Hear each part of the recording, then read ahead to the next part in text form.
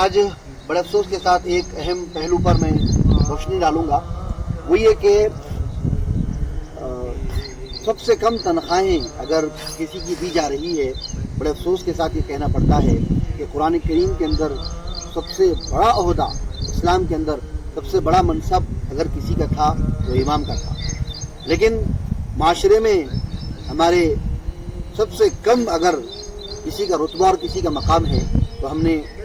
امام کا بنا دیا ہے، مؤذن کا بنا دیا ہے۔ چندے کے پیسے ہوتے ہیں، تقریباً آلموسٹ مساجد جو ہے چندے کی ہی ہوتی ہیں، لیکن پھر بھی ذمہ دار جو ہے چندے کے پیسوں سے امام اور مؤذن کو اچھی تنخواہوں کو دینے کے لیے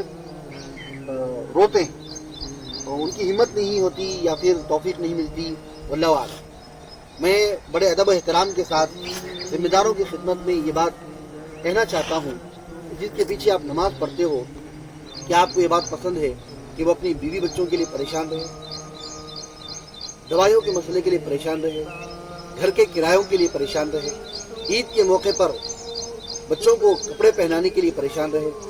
ایک امام کی، ایک مؤذن کی، ایک مسجد کے خادم کی بھی زندگی ہوتی ہے، ان کے بھی رشتہ دار ہوتے ہیں، ان کے بھی گھر کے اخراجات ہوتے ہیں، اسکول کی فیسز ہوتی ہے، اگر رینٹ کا گھر ہے تو رینٹ کا مسئلہ ہوتا ہے۔ کیا نقصان ہو جاتا ہے اگر آپ ایک امام کی دیہات یا چھوٹے گاؤں میں ہیں، آپ 21,000 روپے تنخواہ رکھ دیں، شہروں میں ہیں تو 31 سے 33,000 روپے تنخواہ رکھ دیں، تو کیا نقصان ہو جاتا ہے؟ کیونکہ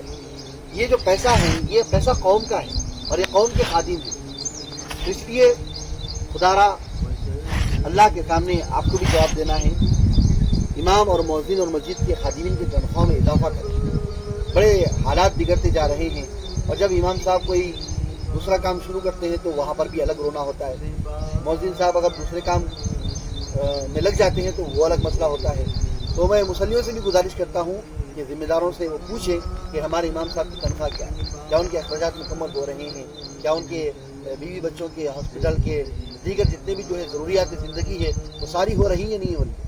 ہر گاؤں کے اندر، ہر شہر میں،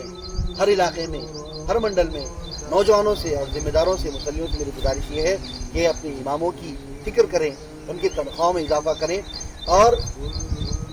ایک اہم بات یہ بھی میں کہنا چاہتا ہوں کہ تنخواہ کے علاوہ امام صاحب کو یا مسجد کے خادم مؤذن صاحب کو آپ الگ سے پیسے دیں، فجر کے بعد آدھا گھنٹہ، عشاء کے بعد آدھا گھنٹہ، پھر ان کو تقریباً اگر چھوٹے علاقے ہیں تو 3,000 روپے دے دیں، بڑے علاقے ہیں تو 5,000 روپے دے دیں، کیونکہ ٹیوشن اگر پڑھانے کے لیے باہر جائیں گے تو آلموسٹ اتنا ہی ان کو مل جاتا ہے۔ تو یہاں وہاں جانے سے بہتر یہ ہے کہ فجر کے بعد تعلیم بالغان کا ایک انتظام ہو اور عشاء کے بعد تعلیم بالغان کا ایک انتظام ہو، اس کے لیے الگ سے جو ہے پیسہ دیں، اور ہر مصلی قرآن سیکھیں، نماز سیکھیں، اور جو ہے تحیات سیکھیں، درود شریف سیکھیں۔ قرآن کو اگر ہم سیکھیں گے اور قرآن کو ترجمے سے پڑھنے کی کوشش کریں گے تو انشاءاللہ ہم کو اسلام کی عظمت اور اسلام کے خادمین کی وقار، ان کا مقام اور مرتبہ ہمارے دلوں کے اندر آئے گا۔ اللہ پاک ہم سب کو ہمارے مساجد کے ائمہ اور خادمین کی فکر کرنے کی توفیق نصیب فرمائے، ان کی تنخواہوں کے متعلق سوچنے کی توفیق نصیب فرمائے۔ آمین۔ والسلام علیکم ورحمۃ اللہ وبرکاتہ۔